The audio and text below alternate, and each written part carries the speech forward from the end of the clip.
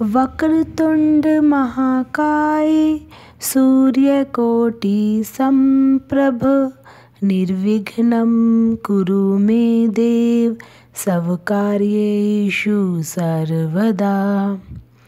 जय गणेश जी महाराज के। आज मैं आपको ढूंढिराज व्रत की विधि, कथा और व्रत के बारे में बताने जा रही हूँ। फाल्गुन मास की चतुर्थी को ढूंढिराज व्रत रखा जाता है। यह व्रत बहुत मंगलकारी माना जाता है। इस दिन भगवान श्री गणेश जी की विशेष पूजा अर्चना की जाती है। ढूंढिराज व्रत मनुष्य की सुख संपदा को बढ़ाने वाला माना जाता है।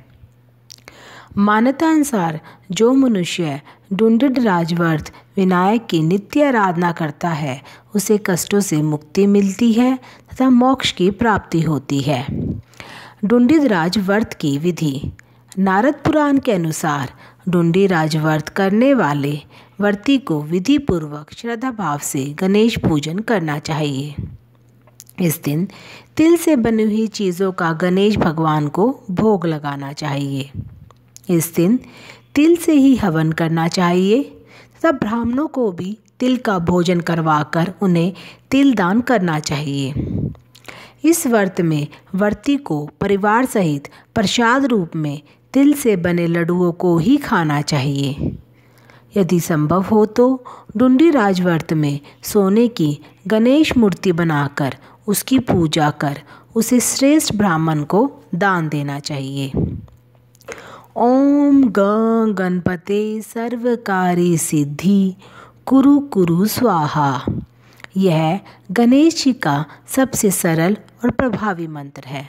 सच्चे मन और श्रद्धा से इस मंत्र का जाप करने से कार्य में आने वाली बाधाएं दूर होती हैं। आइए जानते हैं ढूंढिराज व्रत कथा। एक शहर में देवरानी जेठानी रहती थी। जेठानी अमीर थी और देवरानी गरीब थी। देवरानी गणेश जी की भक्त थी। देवरानी का पति जंगल से लकड़ी काट कर बेचता था और अक्सर बीमार रहता था। देवरानी जेठानी के घर का सारा काम करती और बदले में जेठानी बचा हुआ खाना, पुराने कपड़े आदि उसको दे देती थी। इसी से देवरानी का परिवार चल रहा था। देवरानी ने फाल्गुन मास की चतुर्थी को ढूंढिराज व्रत रखा। तिल से पूजा करके कथा सुनी और तिल के प्रसाद को छींके में रख दिया और सोचा कि चांद उगने पर पहले तिल का प्रसाद और उसके बाद ही कुछ खाएगी। कथा सुनकर वह जेठानी के यहाँ चली गई। खाना बनाकर जेठानी के बच्चों से खाना खाने को कहा तो बच्चे बोले, माँ ने व्रत किया है और माँ भूखी है। जब माँ खाना खाएगी हम भी तभी खाएंगे। जेठ जी को खाना खाने को कहा तो जेठ जी बोले, मैं अकेला नहीं खाऊंगा। जब चांद निकलेगा तब सब खाएंगे, तभी मैं भी खाऊंगा। जेठानी ने उसे कहा कि आज तो किसी ने भी अभी तक खाना नहीं खाया, तुम्हें कैसे दे दूं? तुम सुबह सवेरे ही बचा हुआ खाना ले जाना। देवरानी के घर पर पति बच्चे सब आस लगाए बैठे थे कि आज तो त्योहार है, इसलिए कुछ पकवान आदि खाने को मिलेगा। परंतु जब बच्चों को पता चला कि आज तो रोटी भी नहीं मिलेगी तो बच्चे रोने लगे। उसके पति को भी बहुत गुस्सा आया। कहने लगा, सारा दिन काम करके भी 2 रोटी नहीं ला सकती तो काम क्यों करती हो? पति ने गुस्से में आकर पत्नी को कपड़े धोने के धोवने से मारा।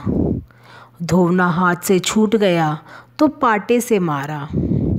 वह बेचारी गणेश जी को याद करती हुई रोते रोते पानी पीकर सो गई। उस दिन गणेश जी देवरानी के सपने में आए और कहने लगे, धोवने मारी पाटे मारी, सो रही है या जाग रही है? वह बोली, कुछ सो रही हूँ, कुछ जाग रही हूँ। गणेश जी बोले, भूख लगी है, कुछ खाने को दे। देवरानी बोली, क्या दूँ? मेरे घर में तो अन्न का एक दाना भी नहीं है।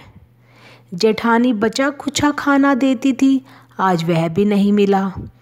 पूजा का बचा हुआ तिल का प्रसाद छींके में पड़ा है, वही खा लो।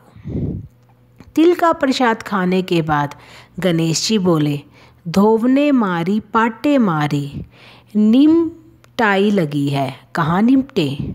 वह बोली, यह पड़ा घर, जहाँ इच्छा हो वहाँ निमट लो।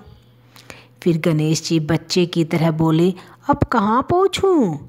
नींद में मगन अब देवरानी को बहुत गुस्सा आया कि कब से तंग किए जा रहे हैं। सो बोली, मेरे सर पर पोंछो, और कहाँ पोंछोगे। सुबह जब देवरानी उठी तो यह देखकर हैरान रह गई कि पूरा घर हीरे मोती से जगमगा रहा है। सिर पर जहाँ विनायक जी पोंछनी कर गए थे, वहाँ हीरे के टीके व बिंदी जगमगा रहे थे। उस दिन देवरानी जेठानी के यहाँ काम करने नहीं गई। बड़ी देर तक राह देखने के बाद जेठानी ने बच्चों को देवरानी को बुलाने भेजा। जेठानी ने सोचा, कल खाना नहीं दिया, इसलिए शायद देवरानी बुरा मान गई है। बच्चे बुलाने गए और बोले, चाची चलो, माँ ने बुलाया है, सारा काम पड़ा है। देवरानी ने जवाब दिया, अब उसकी ज़रूरत नहीं है, घर में सब भरपूर है, गणेश जी की आशीष से। बच्चों ने घर जाकर माँ को बताया कि चाची का तो पूरा घर हीरे मोतियों से जगमगा रहा है।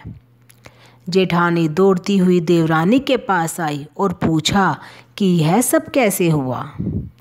देवरानी ने उसके साथ जो हुआ वह सब कह डाला। घर लौटकर जेठानी अपने पति से कहा, आप मुझे धोवने और पाटे से मारो। उसका पति बोला कि भली मानस, मैंने कभी आज तक तुम पे हाथ भी नहीं उठाया, मैं तुम्हें धोवने और पाटे से कैसे मार सकता हूँ। वह नहीं मानी और जिद करने लगी। मजबूरन पति को उसे मारना पड़ा।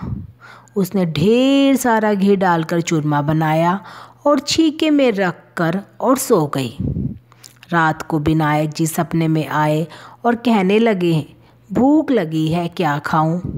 जेठानी ने कहा, हे गणेश जी महाराज, मेरी देवरानी के यहाँ तो आपने सूखा तिल का प्रसाद खाया था, मैंने तो झड़ते घी का चूरमा बनाकर आपके लिए छींके में रखा है, फल और मेवे भी रखे हैं, जो चाहे खा लीजिए। बाल स्वरूप गणेश जी बोले, अब निपटे कहाँ। जेठानी बोली, उसके यहाँ तो टूटी फूटी झोपड़ी थी, मेरे यहाँ तो कंचन के महल है, जहाँ चाहो निपटो। फिर गणेश जी ने पूछा, अब पोंछूं कहाँ। जेठानी बोली, मेरे ललाट पर बड़ी सी बिंदी लगाकर पोंछ लो। धन की भूखी जेठानी सुबह बहुत जल्दी उठ गई। सोचा घर हीरे जवाहरात से भर चुका होगा, पर देखा तो पूरे घर में गंदगी फैली हुई थी, तेज बदबू आ रही थी। उसके सर पर भी बहुत सी गंदगी लगी हुई थी। उसने कहा, हे गणेश जी महाराज, यह आपने क्या किया। मुझसे रूठे और देवरानी पर टूटे। जेठानी ने घर और की सफाई करने की बहुत कोशिश करी, परंतु गंदगी और ज़्यादा फैलती गई। जेठानी के पति को मालूम चला तो वह भी बहुत गुस्सा हुआ और बोला, तेरे पास इतना सब कुछ था, फिर भी तेरा मन नहीं भरा।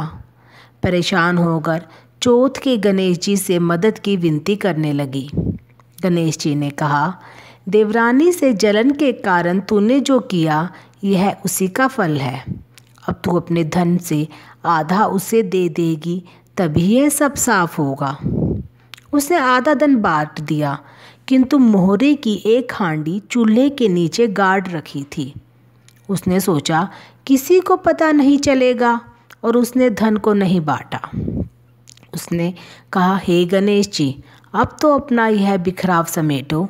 वे बोले, पहले चूल्हे के नीचे गाड़ी हुई मोहरों की हांडी सहित ताक में रखी 2 सुइयों के भी 2 हिस्से कर रख।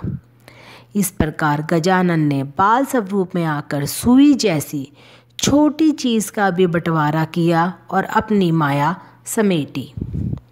हे गणेश जी महाराज, जैसी आपने देवरानी पर कृपा की वैसी सब पर करना, कहानी कहने वाले पर भी, सुनने वाले पर भी और हुंकारा भरने वाले सब पर कृपा करना। किंतु जेठानी को जैसी सज़ा दी वैसी किसी को मत देना। इस प्रकार श्रद्धा भाव से चतुर्थी को गणेश जी की पूजा करने पर प्रसाद रूप में विभिन्न सिद्धियाँ प्राप्त होती है। इस व्रत की महिमा से व्यक्ति की संपदाओं में वृद्धि होती है तथा मंगल फल की प्राप्ति होती है। बोलो गणेश जी महाराज की जय।